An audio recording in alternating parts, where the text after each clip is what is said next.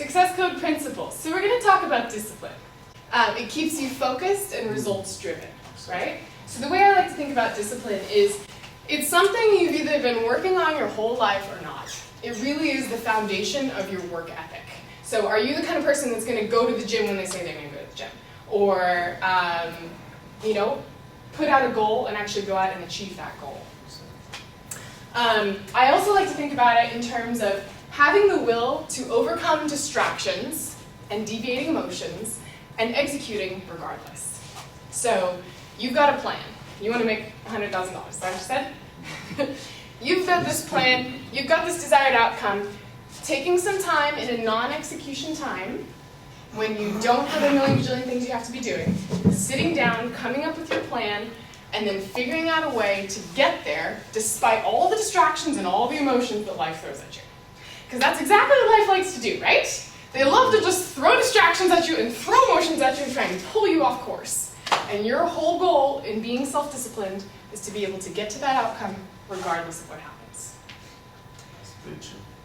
It all sounds really nice, but it's hard to do. What does discipline look like for the homeowners when you're actually working with them? Obviously, like I said, keeping that quick contact, that 24-hour contact, to make sure that the customers are getting touched on a regular basis.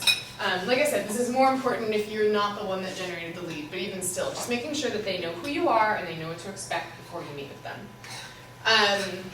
Same thing, yeah, continuing that pursuit. Sitting with both people, this shows discipline. Being able to actually say, hey, you know what, oh, your wife's not actually going to be here?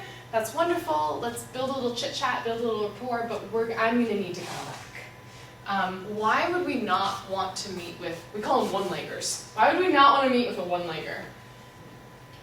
They don't make any decision.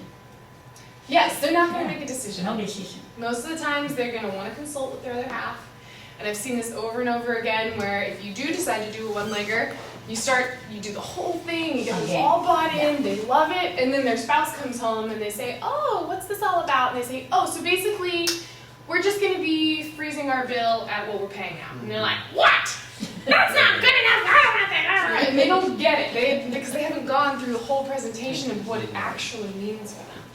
So be okay to lose the lead if they're not going to want to sit with you. Now, obviously, this is going to be a judgment call. If they're really adamant about it, they say, no, I make all the decisions. They don't need to be here. I want to meet with you. Otherwise, it's off.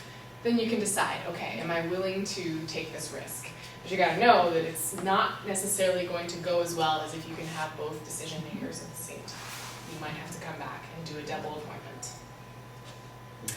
And then sticking to the process. So once again, you're going to come into this house, so many distractions. There are going to be dogs barking, kids needing soccer practice and diapers changed and things that are going to pull you off of your own course in what you're trying to explain.